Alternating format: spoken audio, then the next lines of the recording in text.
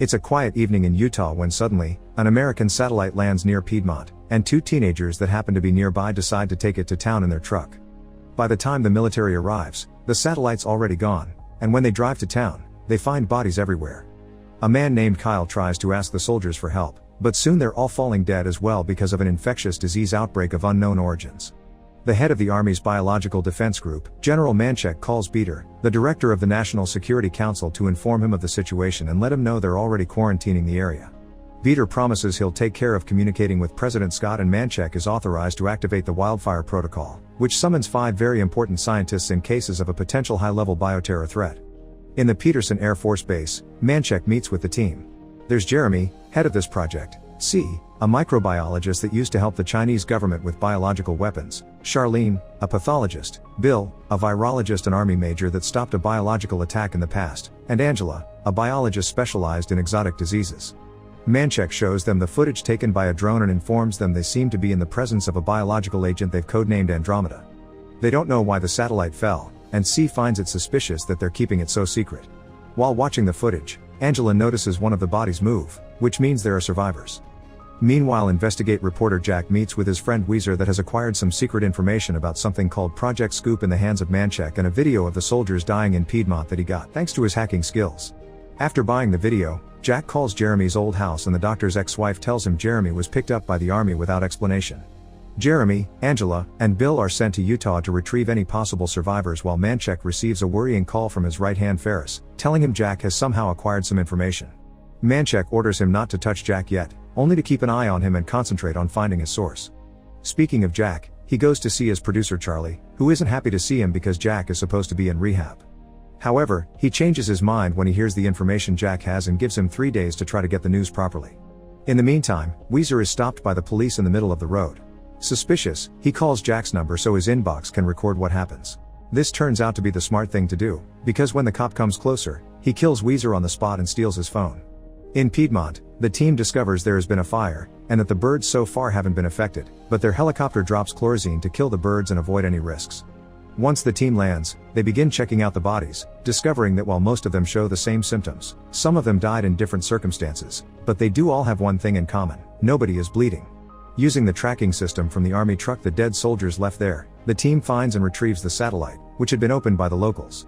When Angela checks the veins of the dead body near the satellite, she discovers there isn't any blood in them, only dust. Afterward, the team enters a store to check the security cameras and discovers some of the people affected by this disease went crazy, going as far as ending things themselves. Suddenly Angela hears some crying and follows it to find a colicky baby that they take away with them. Kyle also finds them and attacks them, so Jeremy knocks him out to bring him into the helicopter as well. The team then leaves without seeing there's a dog around too. After getting these updates, Manchek calls Beater to inform him and the president there's a high chance they'll need to nuke the area. Stock and his men get furious with Beater because they never were told about Project Scoop, and the president decides that before jumping to nuke so quickly, he'll let the scientists see if there's a less dangerous way to take care of this. Meanwhile, Jack hears the sound of a gunshot coming from Weezer's message in his inbox. He calls Charlie to tell him he's found out soldiers have been ordered around by Beater, who shouldn't have that power, and asks him if he can find out where Weezer is. The team, the satellite, and the survivors are taken to an isolated underground laboratory powered by a small water-cooled nuclear reactor. Jeremy, Angela, and Bill are put through thorough contamination, and afterward, Jeremy explains that in case of a contamination breach, a 15-minute self-destruct sequence would automatically start and only Bill's key and thumbprint can stop it. To avoid having the team spill the beans to reporters, Manchek sends his communicator officer to lie to the team, saying communication is down for now. Afterward, the team begins running some tests. The satellite is 2 or 3 generations old, and it wasn't made for communication or navigation. It seems to be a biocontainment vessel, which confirms Manchek has been lying. It also has some black substance on it that could possibly be Andromeda. While Charlene and Bill experiment with animals, Angela checks on the survivors and Jeremy begins to think Manchek has isolated them on purpose. Outside Piedmont, a whole military operation is being set up, and Jack tries to interview them for TV, but not even the soldiers know what they're doing there. Then, Jack gets a call from Charlie, who confirms Weezer is dead. After he returns to the city to identify the body, Jack deals with the grief by buying some illegal substances, and he discovers he's being followed. Back in the lab, Jeremy asks the security guard outside if he has a phone he can borrow and uses it to leave a message for Jack, telling him he has important intel. By analyzing the black substance, finds Andromeda and discovers it was made with nanotechnology light years ahead of current Earth technology. Angela checks on Kyle again, who finally wakes up in panic. After being told he's been quarantined and he can't leave, Kyle tells Angela his medical history, including the fact they used to have an ulcer. Angela asks him what happened that night, but Kyle doesn't know much.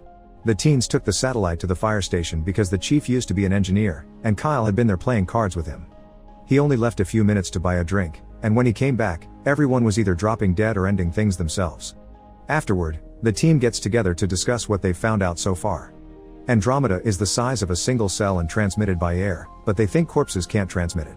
It's also been engineered, thus it can't be simply a natural organism that got lost in space. The most shocking discovery though is the fact Andromeda doesn't have DNA, which proves it's alien. In Utah, the dog leaves town and is eaten by predators, who are starting to pass the disease among the animal population. Jack manages to get inside the military camp by sneaking inside a food truck, and the snacks earn him the soldiers' favor. While he's asking some questions, he gets a call from Jeremy, who is using the guard's phone again. Jack tells Jeremy about the soldiers' mysterious orders and in return, Jeremy tells Jack about Andromeda. Meanwhile, in a diner 40 miles south of Piedmont, a sheriff arrives with a headache only to suddenly kill everyone in the room. Manchek is informed of this incident and comes to the conclusion the sheriff had passed through Piedmont, leaving before they secured the area. He also gets a call from the lab guard with a message from Jeremy requesting communication to be up again if they don't want Jack to talk about Project Scoop on TV. Not having any other choice, Manchek calls the scientists, still denying that communications were actually working but accepting to tell them the truth about the satellite. NASA astronomers discovered the sudden appearance of a wormhole in our solar system, which could potentially be the way to explore other parts of the galaxy. The satellite had been built to explore these possibilities and perhaps even bring back samples of living organisms. They don't know what exactly happened to the satellite when it approached the wormhole, but it suddenly became erratic and fell right before the wormhole closed. Seeing as this further confirms the alien origin of Andromeda and the fact they've had a breach from the quarantined area, they need to act fast, meaning the president authorizes them to nuke the area before it spreads more. The soldiers begin moving further away not to be affected by the radiation, but they end up dead when a bird drops a dead rat carrying Andromeda near them. Only one of them survives and takes a truck to return to camp, where Jack is snooping around and finds out there's special equipment to collect biosamples. When the truck arrives, crashing against everything in its path, Jack records it with his phone. He tries to send the video to Charlie, but he's suddenly arrested by a group of soldiers that take the phone from him. A pilot is sent with the nuke, but at that moment, the scientist discovers Andromeda can feed on radiation. They immediately call the White House to cancel the bombing and the orders reach the pilot just in time, but when she's about to fly back, her plane begins malfunctioning and the nuke falls anyway. The people in the army camp are fine, but seismic stations are picking this up all over the world, so Scott orders his PR team to tell them one of their planes malfunctioned and fell during a test. Jeremy argues with Manchek, thinking they're being lied to again, but Charlene checks the pilot's last transmission and confirms Andromeda caused the malfunction because it's mutated and it now can consume nylon. It probably reached the jet either through the smoke from the fire when it flew over the area. Finding the dead soldiers outside the perimeter also confirms Andromeda has mutated to be able to travel from dead bodies and animals. Meanwhile, Beater gets a call from Charlie, who reveals he did get the video from Jack. Beater still denies knowing anything and promises to look into it before calling Ferris to ask him to take care of any loose ends. Ferris arrives at the camp and shows Jack that they have pictures of him buying illegal substances, but this isn't enough to bribe Jack into telling him what he knows. While chlorazine and flamethrowers are used in the area to kill all the contaminated animals because Andromeda is moving even more quickly with each mutation, Jack is put in a helicopter to be taken away from the camp. However, Jack gets suspicious when Ferris gives his guard a bag claiming it's Jack's when it actually isn't. Once they're flying far enough from the camp, Jack distracts the guard by opening a fire extinguisher. The smoke causes the pilot to land and Jack jumps off the plane, which suddenly explodes. His instincts had been right, the bag had been a bomb to stop him from returning to the city. By the time Ferris and his soldiers arrive to check the wreckage, Jack is gone, and Ferris sends a bunch of men to find him. Back in the lab, Angela manages to get information from the crazy sheriff's doctor and learns he had 2 incidences of ketoacidosis. After watching the mutated structure for a while, Jeremy and C theorize that Andromeda can communicate among its separate parts. This is confirmed when they discover that a separate Andromeda sample that hadn't been experimented on is also adapted to the threat. Jeremy checks with Manchek and his scans, which show Andromeda is moving in direction of the river because it's intelligent and wants to contaminate the water to reach more areas. This direction would also take it to Las Vegas. Manchek orders to evacuate the city and shut down all airports to attempt to contain it. Later, Angela is having a nap when she suddenly dreams about being back in Piedmont, seeing Kyle play cards with his friends and remembering what he said about his medical history. This finally gives her the answer she's been looking for. The baby, the sheriff, and Kyle all suffered from acidosis, meaning Andromeda can only live in a very narrow range of acidity. Developing an acid to kill it is possible, but that solution would kill humans as well, and Andromeda could send a message to mutate accordingly anyway. Meanwhile, Scott is dealing with one more problem. A group of environmental protesters has used violence to take over a controversial thermal vent mine that the president had been championing. The team discovers Andromeda has binary code in its structure, which brings the theory of it being a message from the future, warning them or expecting them to do something about it. The only thing Earth has in the present that can't be in the future must be some natural resource that we used up or destroyed. They change from binary to ASCII to decipher the code and finally get to see the message. There's a number, a symbol with interlocking triangles, and the words Bacillus infernus, which translates to bacteria from hell.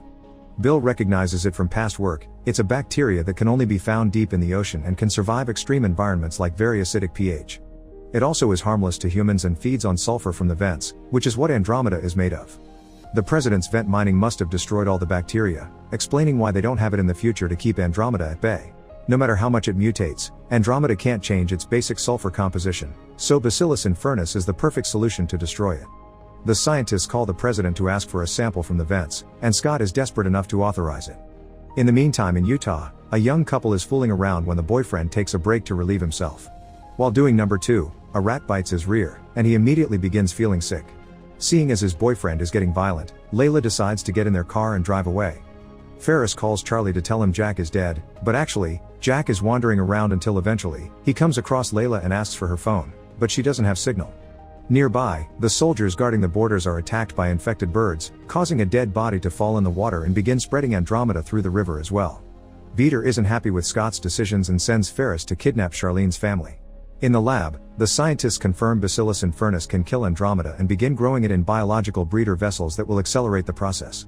While she's working, Charlene gets a call from her husband and Ferris, who gives her a warning. If she wants to see her family again, she must hide away a sample of Andromeda. Afterward, the team has another meeting because Jeremy wants to inform them that Andromeda is smarter than it looks. There's a high chance it attacked the plane on purpose to get the nuke and feed.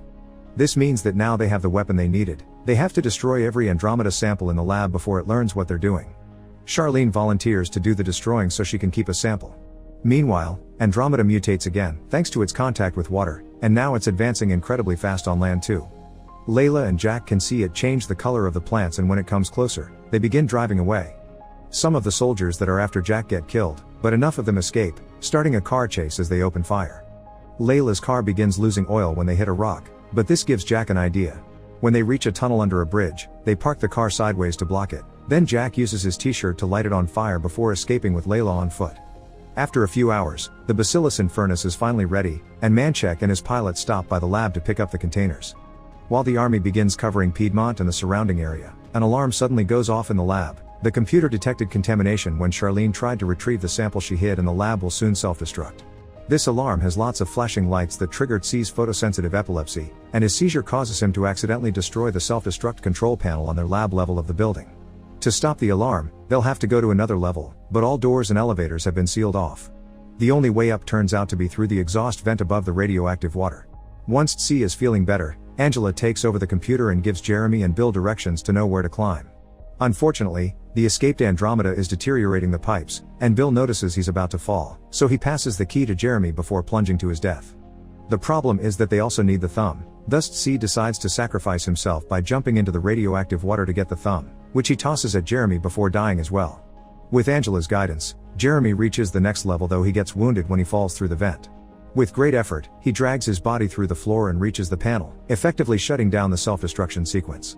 In Utah, Layla and Jack get far enough to finally get signal on the phone, so Jack calls Charlie to let him know about Ferris and the sample carriers. Manchek and his men fly above them but don't get to see them because they're too busy celebrating. The plan worked and Andromeda is being eaten away by Bacillus infernus. A few days later, a special funeral is organized to honor C and Bill. After the speech is over, Jack interviews the remaining members of the team. Jeremy is frustrated because Scott still refuses to shut down the vent mining project, so he takes the chance to speak against it on camera. Meanwhile, Manchek meets with Ferris to try to confront him about the stolen sample, but they both end up assassinated. In the end, a sample of Andromeda was still saved and sent by Beater to a space station orbiting Earth, where an astronaut puts it inside a container with the number and the interlocking triangles the scientists had seen on the code.